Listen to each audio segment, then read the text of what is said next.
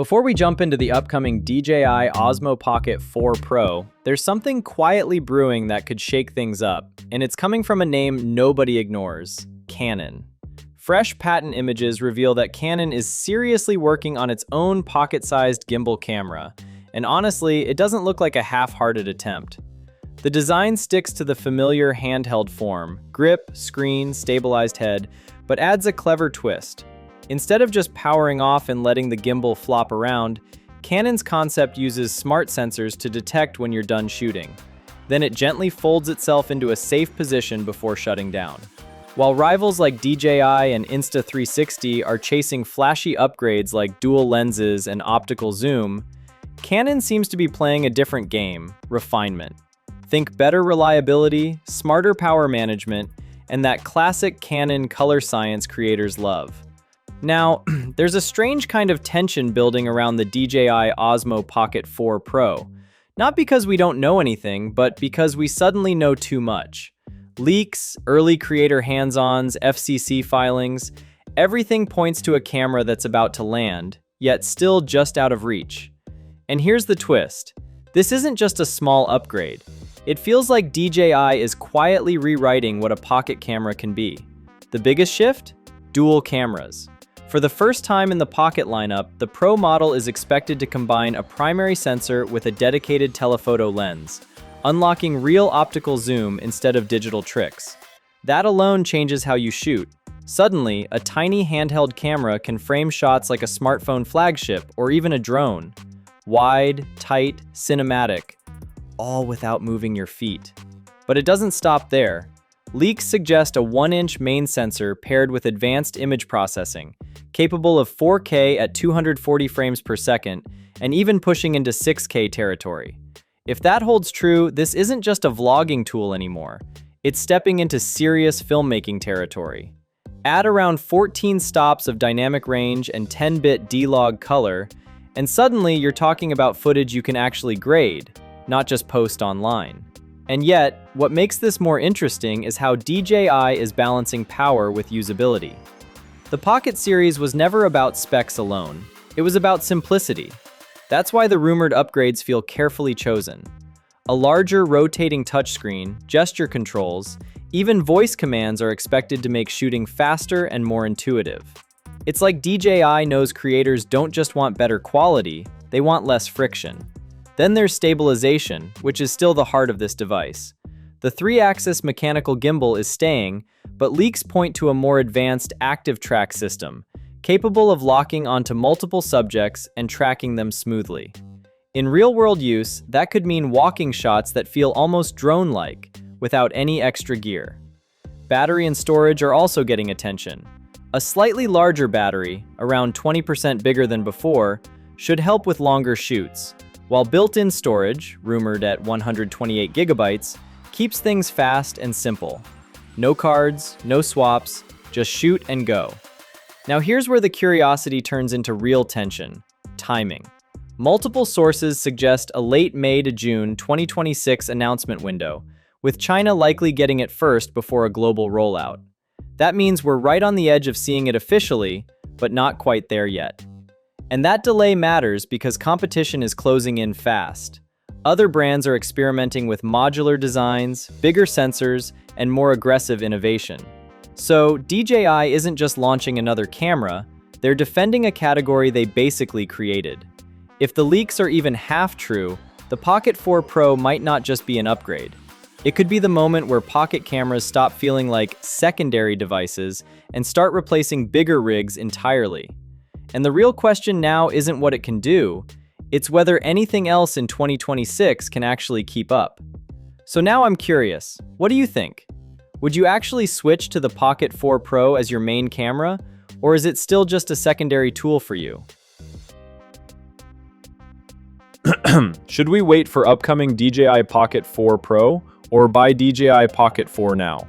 Yeah, it sounds simple, but it never feels simple. Right now, the DJI Osmo Pocket 4 is not just good. It's one of those devices that quietly over-delivers. A compact body, a surprisingly powerful sensor, incredibly smooth stabilization, the kind that makes your footage look like it was shot on something much bigger. Honestly, it almost feels unfair how much it can do while fitting in your pocket. You can take it anywhere, pull it out in seconds, capture moments without setting up tripods or adjusting a bunch of gear. It's fast, simple, and reliable. And maybe that's what makes it so dangerous, because it removes excuses. And here's something that matters more than people admit. It's available right now. Not rumored, not leaked, not coming soon. It's here. You can hold it, use it, create with it today. But then, the shadow appears again. The DJI Pocket 4 Pro. No official release yet, no confirmed specs, just speculation floating around. Maybe a larger sensor, maybe multiple lenses, maybe even stronger low-light performance. It sounds exciting. It feels like it might be worth waiting for. But here's the part that no one likes to say out loud. It's all uncertain. And uncertainty has a way of stretching time, because waiting always feels like the smart decision in the moment. You tell yourself, just a little longer. But a little longer quietly turns into weeks, then months. And during that time, nothing happens. No shooting, no experimenting, no improvement, just waiting. We've all been there in some way. Waiting for the next phone, the next camera, the next upgrade that promises to finally be perfect. And somehow, perfection keeps moving further away. Meanwhile, the DJI Osmo Pocket 4 keeps doing its job. Creators are using it every day, capturing travel moments, vlogging, filming cinematic clips, building content consistently. It may not be labeled pro, but it's already more capable than most people actually need. And that's where things get uncomfortable. Because this decision isn't really about specs anymore. It's about mindset. If you're someone who genuinely doesn't need a camera right now, maybe you're just exploring, maybe you're waiting for the right moment, then yes, waiting makes sense. There's nothing wrong with that. The Pocket 4 Pro could bring something meaningful. It could be a noticeable upgrade. But if you're a creator, if you've been thinking about starting, or you've already started but feel stuck, then waiting might be doing more harm than you realize. If you don't create, you fall behind your own potential. That's the part that stings a little. You don't improve by watching reviews. You don't grow by comparing specs. You grow by shooting, by making mistakes, by learning what works and what doesn't. And no future pro version can replace that experience. And let's be honest for a moment. The DJI Osmo Pocket 4 is already powerful enough for most creators. The difference between it and a future pro version might look impressive on paper, but in real-world content, it might not even be noticeable to your audience. People don't connect with your content because of your sensor size. They connect because of your story. And stories don't wait. There's also another side to this that often gets ignored. The emotional cost of waiting. That constant feeling of, maybe I should wait, never really goes away. Even if the Pocket 4 Pro launches, there will always be something else after it. Another rumor, another upgrade. It's an endless cycle. Now let's talk about a realistic, grounded solution. No hype, no pressure, just clarity. If you need a camera right now, if you want to create, explore, document your life, or build something meaningful, then buying the DJI Osmo Pocket 4 is the right move. But if you're not in a rush, if you're someone who always wants the latest possible technology, and you know deep down that buying now will make you feel like you missed out later, then waiting is okay too. So tell me honestly, what would you do? Would you wait for the DJI Pocket 4 Pro? Or grab the Pocket 4 and start creating today? Drop your thoughts in the comment. If DJI Pocket 4 suddenly gets banned in the USA or becomes hard to find, then yeah, you don't have to panic. You can look into the Feiyu Pocket 3, and honestly, it's one of those underrated options that people often ignore until they actually try it. Now here's the thing, the Feiyu Pocket 3 isn't trying to beat DJI at everything, but what it does differently. That's where it gets interesting. At its core, this is a tiny 3-axis gimbal camera built for creators who just want smooth footage without carrying heavy gear. It comes with a 12-megapixel 1/2.5-inch sensor and can shoot up to 4K at 60 frames per second, which is still solid for vlogging, travel clips, or even casual YouTube content. The footage won't compete with flagship cameras in terms of cinematic depth, but for everyday shooting, it gets the job done. And more importantly, it looks stable and clean. But what really makes this camera stand out, and this is where it feels different from DJI, is the detachable design. The camera head can actually separate from the handle, and you can control it remotely. That opens up some creative shots you normally can't do easily. Imagine placing the camera somewhere and controlling it from a distance. That's something vloggers and solo creators will instantly appreciate. And then there's the magnetic base. Sounds small, right? But in real use, it's kind of genius. You can stick it to metal surfaces and shoot hands-free angles that feel almost like action camera shots, but smoother thanks to the gimbal. It's one of those features you don't think about until you use it once and go, okay, this is actually useful. Performance-wise, it also includes face tracking, time-lapse, and multiple follow modes. So it's not just a basic camera, it's trying to give creators some flexibility. The ultra-wide 130-degree lens helps capture more in the frame, which is great for travel or group shots. Now let's talk price, because this is where things get really real. The DJI Pocket 3 usually sits around $249 to $329, depending on the kit and discounts. That's significantly cheaper than most DJI Pocket cameras, especially newer ones. And that price difference? It matters if you're just starting out or don't want to spend a lot. But I'll be honest with you, it's not perfect. The image quality is decent, not mind-blowing. Low light performance isn't its strongest side, and the overall ecosystem, apps, accessories, software polish, doesn't feel as refined as DJI. You can feel that gap. So if you're expecting premium level performance, this might feel like a step down. Still, and this is important, not everyone needs the best. Sometimes you just need something that works, is fun to use, and lets you create without stress. And in that sense, the DJI Pocket 3 actually makes a lot of sense. My opinion? If DJI is unavailable or overpriced, this is a smart backup choice, especially for beginners, travel vloggers, or anyone experimenting with content creation.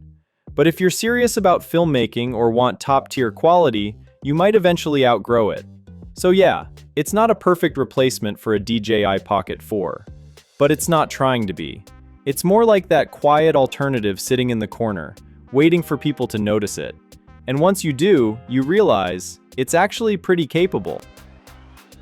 If you're thinking about shifting from DJI to something fresh, then the upcoming Insta360 Luna Ultra might just be your next gear. And honestly, this one isn't playing safe. It's trying to change the game. From the very first leaks and previews, it's clear Insta360 isn't just entering DJI's territory, it's challenging it head-on.